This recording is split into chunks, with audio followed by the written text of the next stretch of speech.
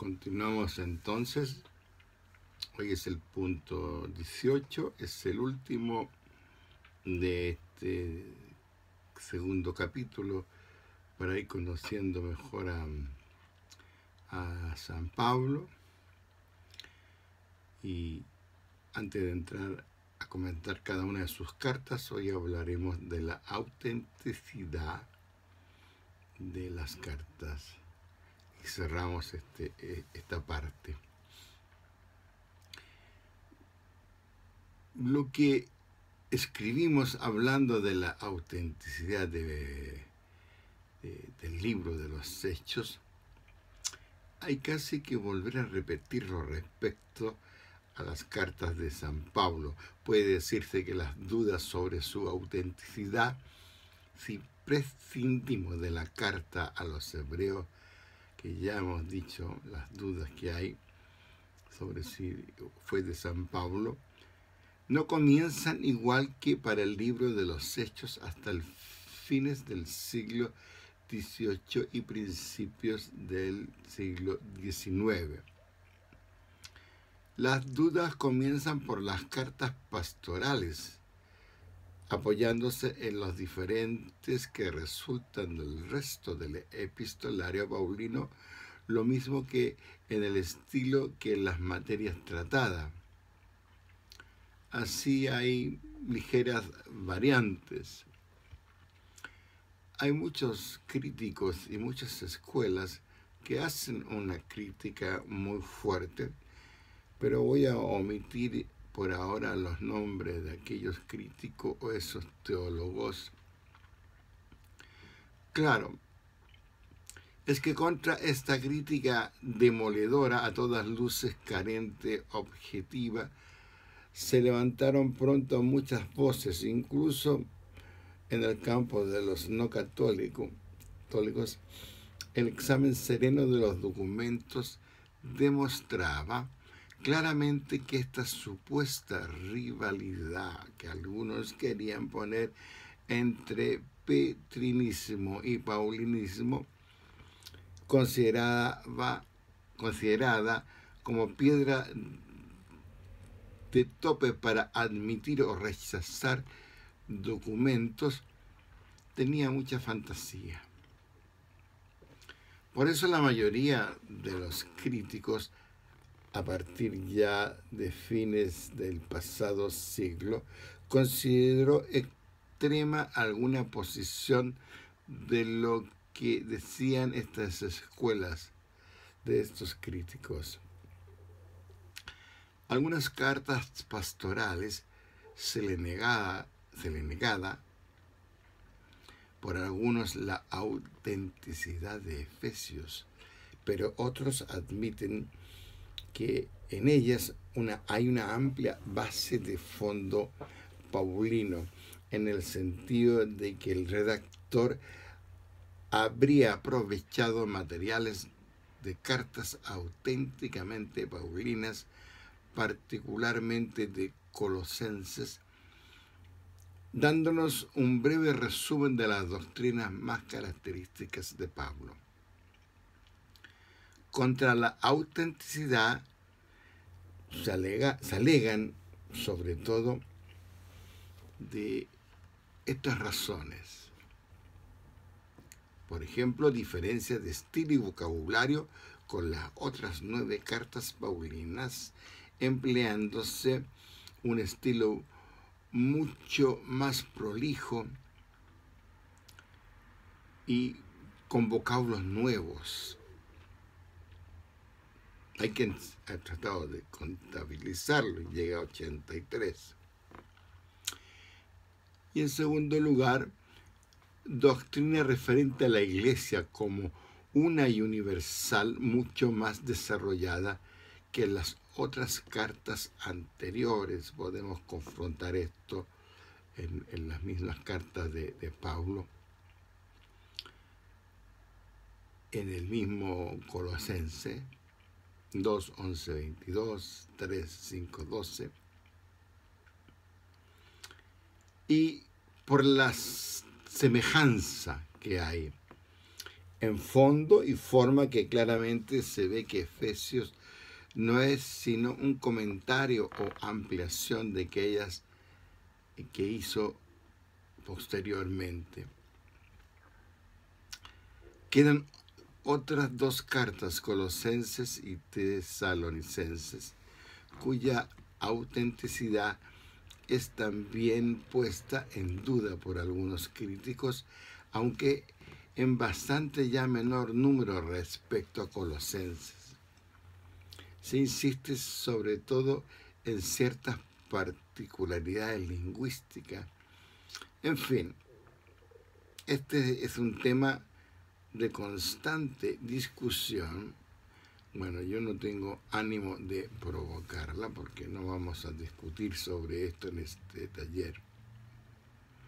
Naturalmente no es posible dar aquí una lista, ni siquiera resumida, de los testimonios externos que en cadena interrumpida de casi 20 siglos en documentos conciliares y en muchos escritos privados han venido señalando a San Pablo como autor de las 14 cartas en cuestión, que luego hemos excluido a los hebreos, llegando a las 13 cartas que conocemos. Puede servirnos de punto de partida para comenzar nuestro camino hacia atrás el testimonio de Eusebio de Cesarea, que lo hemos mencionado antes en la historia eclesiástica. El gran historiador de la antigüedad cristiana, que trató de recoger en sus escritos todo el fruto de los siglos pasados. Las cartas y manifiestamente de San Pablo son 13, aunque justo es añadir que algunos rechazan y otros aprueban que la carta de los hebreos era de él, la escribió él, diciendo también que la Iglesia romana niega que sea de San Pablo este libro de los hebreos. Nada diré de esta última observación de Eusebio, pues, como ya dije antes, la carta a los hebreos, aunque ciertamente es inspirada y es una carta canónica, presenta problemas especiales respecto a la autenticidad como carta paulina, por lo que parece mejor que este tema deberá tratarse separadamente. Eusebio dice clara y manifiestamente de San Pablo. En efecto, también de época anterior a Eusebio conocemos algunos claros y explícitos testimonios. Por ejemplo, citemos a Orígenes, que a lo largo de su extensísima producción literaria cita repetidas veces como del apóstol 14 cartas paulinas. Incluso la brevísima dirigida a Filemón y algunas de ellas, como la de los romanos, escribió amplios comentarios. Anteriormente, Orígenes, al frente de la misma iglesia de Alejandría, tenemos a Clemente Alejandrino, quien incidentalmente con una u otra ocasión alude varias veces en sus obras a todas las cartas de Pablo, a excepción de Filemón, sin duda porque dada su brevedad, es una carta muy breve, y su escaso contenido doctrinal, no hubo ocasión de citarla. Pasando a otra iglesia, por ejemplo la de Cartago, encontramos a Tertuliano, quien cita también como de San Pablo 14 cartas, a excepción de Hebreo, que él las atribuye a Bernabé. Otro testimonio extraordinariamente de valor a considerar es el de San Ireneo, oriundo de Asia Menor, donde fue discípulo de San Policarpo, que a su vez lo había sido del apóstol Juan, viviendo en Occidente y llegando a ser obispo. bueno, con una u otra ocasión cita también las cartas de Pablo, pero él lo hace con excepción de Hebreos y Filemón. Hay que añadir otro testimonio del llamado fragmento muratoriano, también conocido como el canon muratoriano, que es la lista más antigua conocida de los libros considerados canónicos del Nuevo Testamento.